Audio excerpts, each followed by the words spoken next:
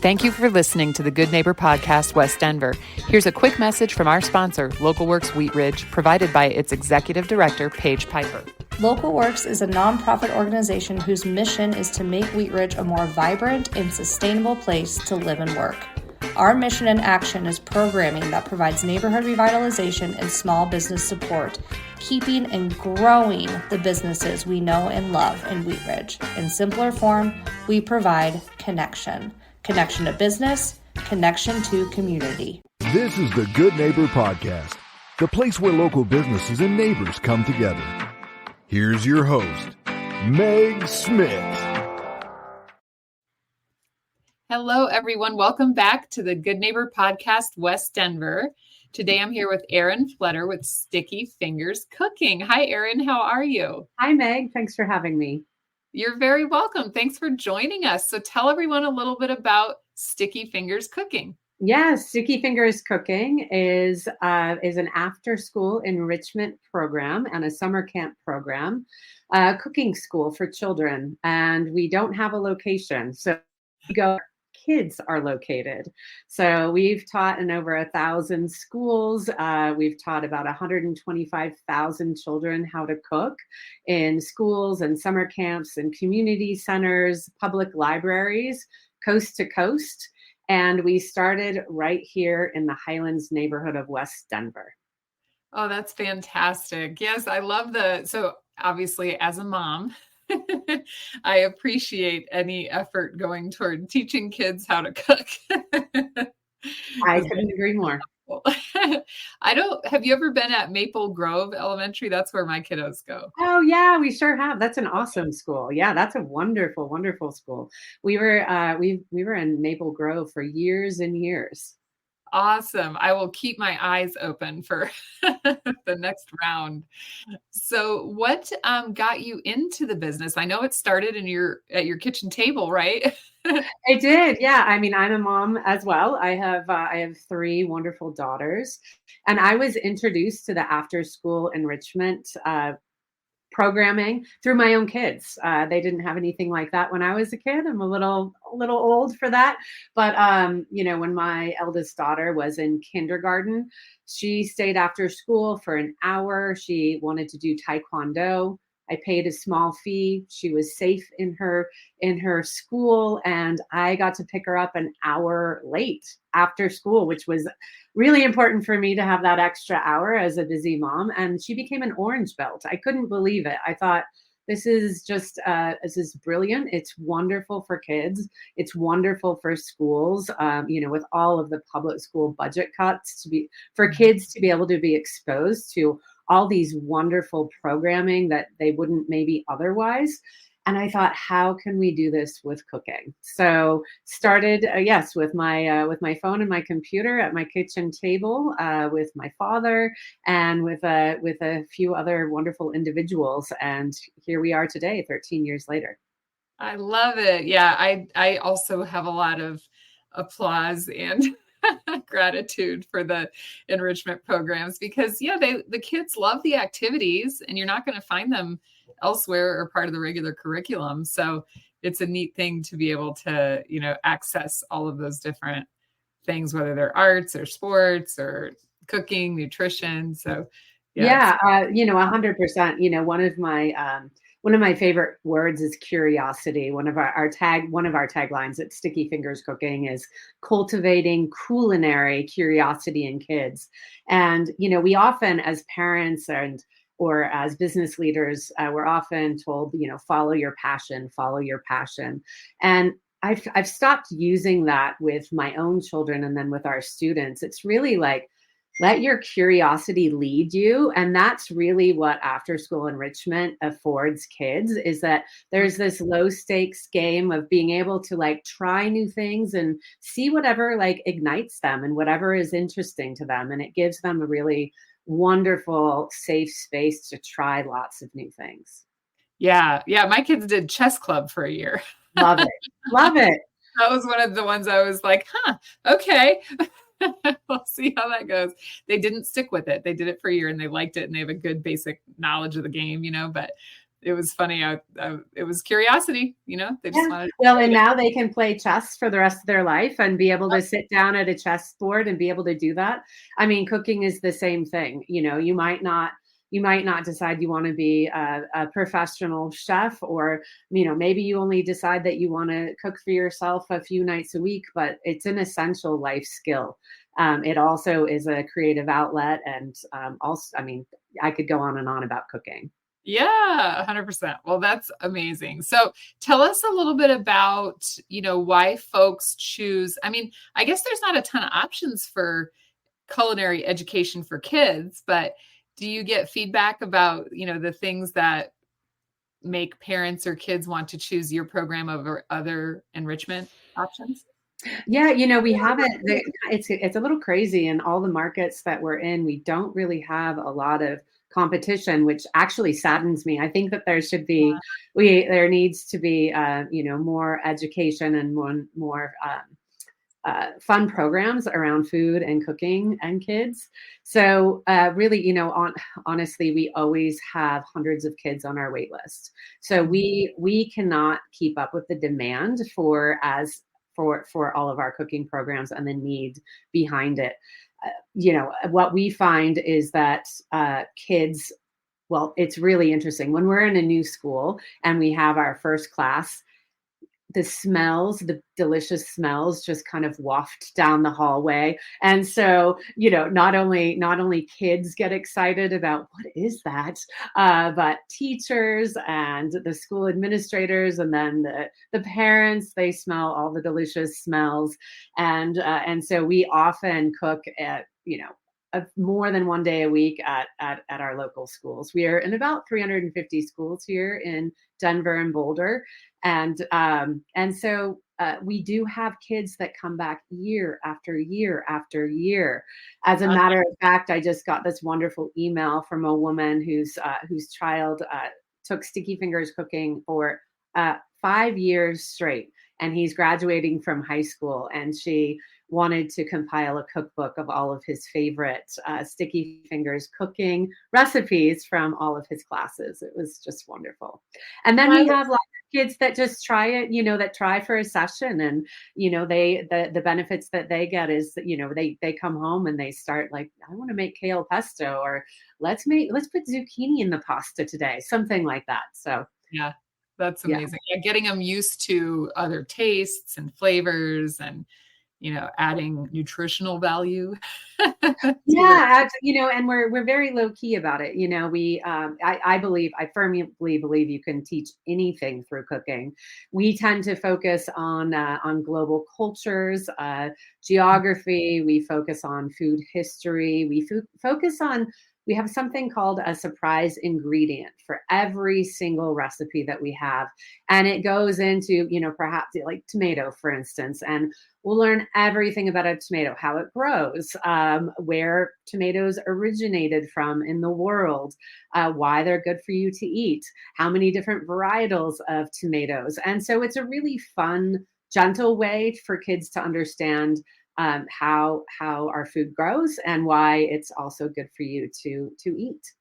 Yeah, that's awesome. I love it. I've often thought about that at home, like doing, a cuisine on a certain night and talking Mm. about, the food from that region and that sort of thing. So Well, I'm wonderful. totally, Yeah, that's wonderful. We about a year ago, we launched on our website, stickyfingerscooking.com.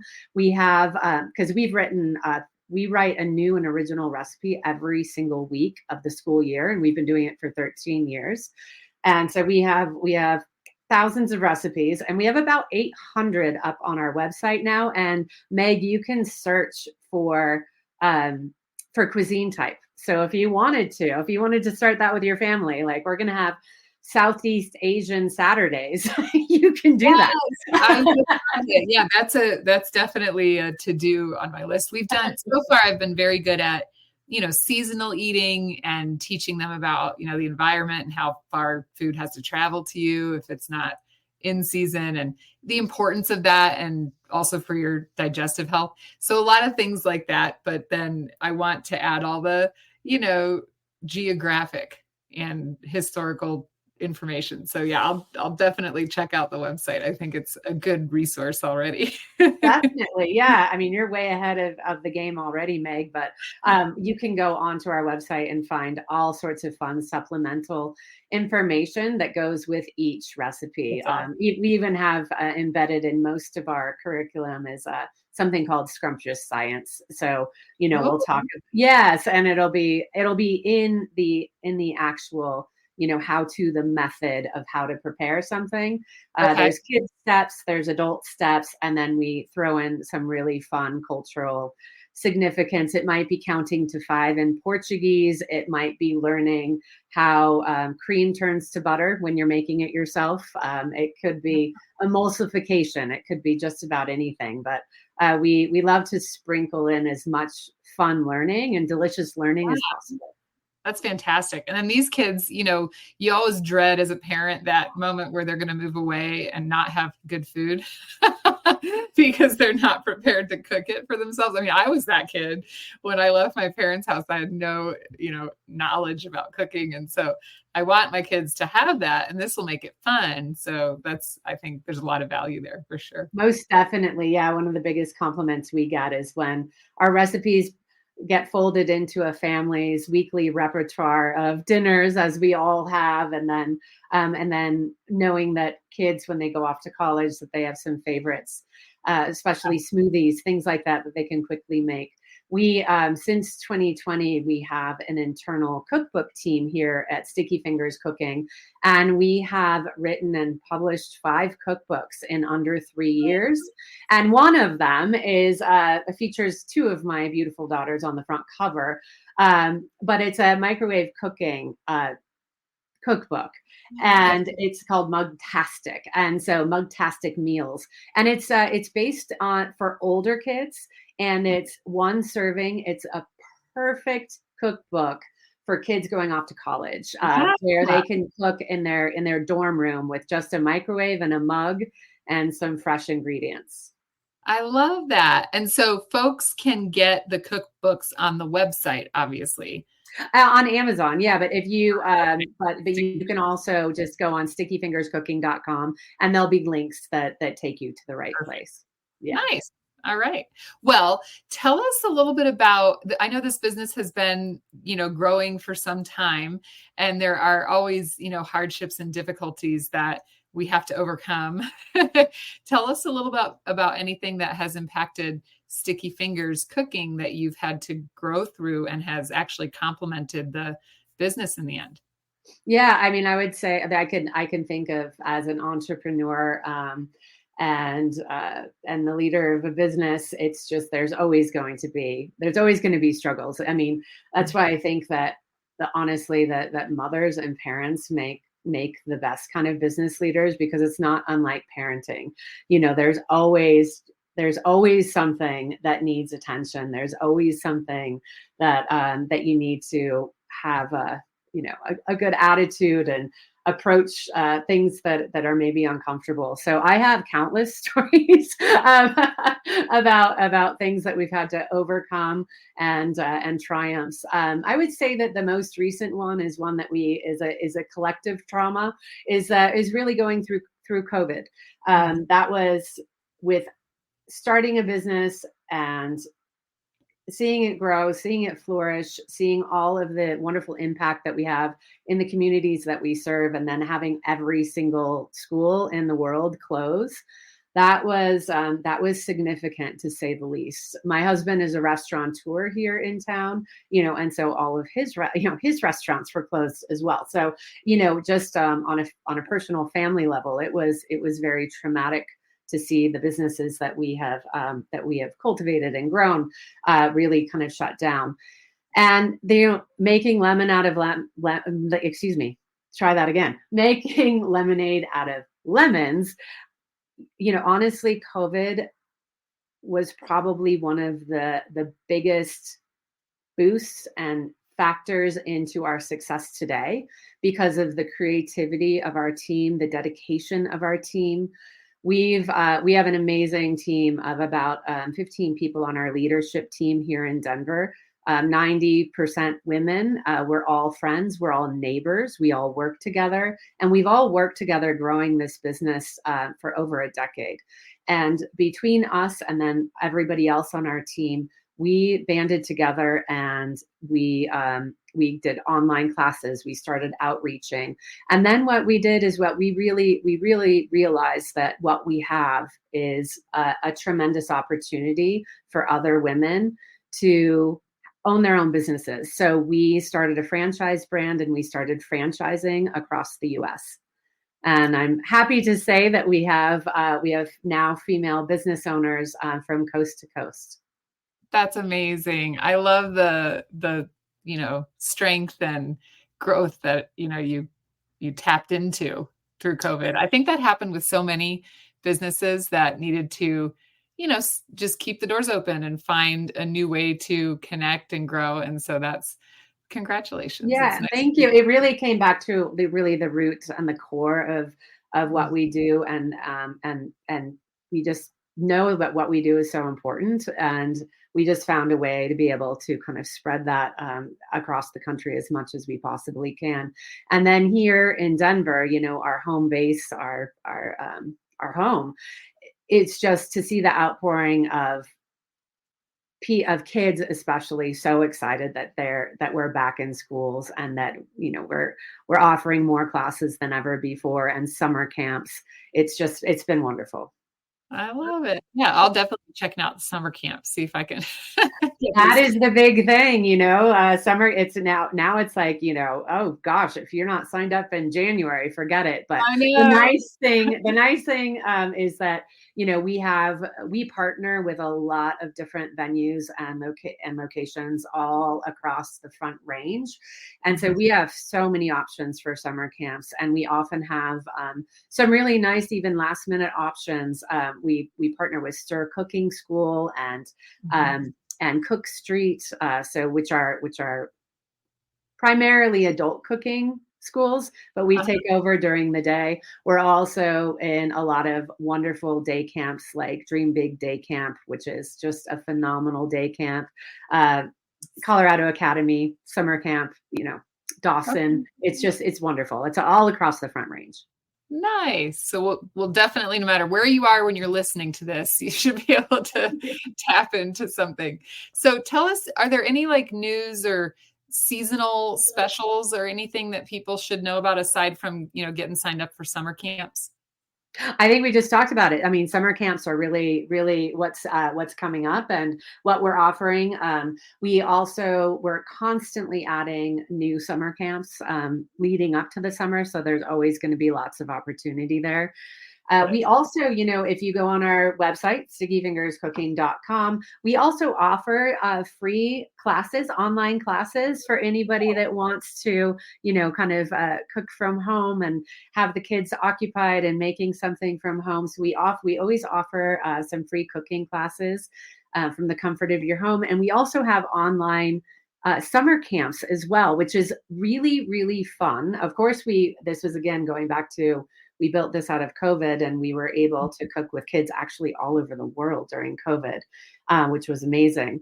And we kept our online offerings because it is really, really fun for kids to be able to take a summer camp virtually with cousins in different states, with friends in different states. There's so many kids that parents, they move for jobs and relocate, and they're the new kid in town.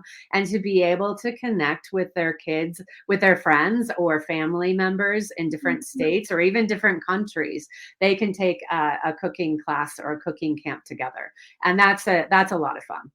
I love that. Yeah, I hadn't even thought about, the online aspect of connecting with other friends from, far away. That's really cool. It's great. So how do you yourself or the team stay involved in the community?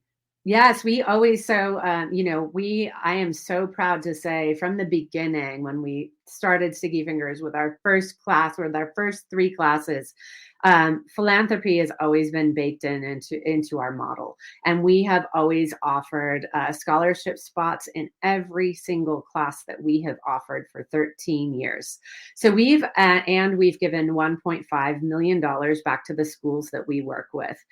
And anytime that we can partner with a local nonprofit, one of the best partnerships that we have, this is across the country, are public libraries. We go together like peas and carrots. It's so wonderful. We cook in public libraries. It's free to the children in the community. The librarians bring out all these fun cookbooks, and we just have a blast. So we, anytime we donate to every school that asks for their annual fundraising. We just, anything that we can to help the communities that we serve, we're very much involved. I love that. Yeah, that library partnership. What a great idea. Oh, it's just been fantastic. Yeah. It's kind of unexpected. I think what Yeah. a lot of people, if you're not familiar with what we do with Sticky Fingers Cooking, we don't need a kitchen to cook in. So we bring a little mobile cooking kit with us. The kids make everything from scratch. They do everything from scratch. But we've figured it out without a kitchen. And so we can cook literally anywhere. That's wonderful. Yeah, that makes it a lot easier to offer the program for sure. Mm-hmm. So tell us, Erin, what do you do for fun? I mean, I know you're very dedicated to Sticky Fingers Cooking, but when you're not working, what are you doing for fun? Yeah, I just got back from 4 days in Winter Park skiing with my family. That was great. We are avid world travelers. I have been to all 7 continents. So anytime that we can travel, we like to travel together as a family.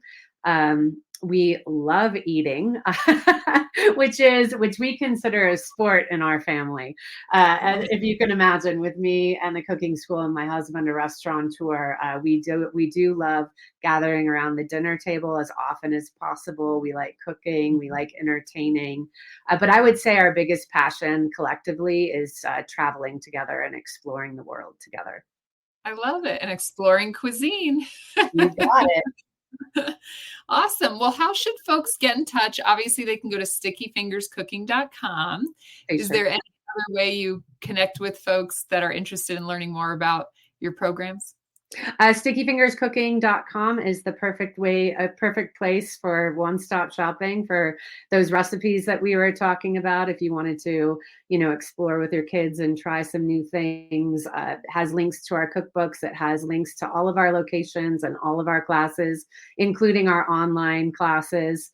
And it also has franchise information there as well. Awesome. Well, thank you so much for joining me today, Erin. I really appreciate your time and what you're doing. Thank you, Meg. It was my pleasure. Thank you for listening to the Good Neighbor Podcast. To nominate your favorite local businesses to be featured on the show, go to gnpwestdenver.com. That's gnpwestdenver.com or call 720-295-9588.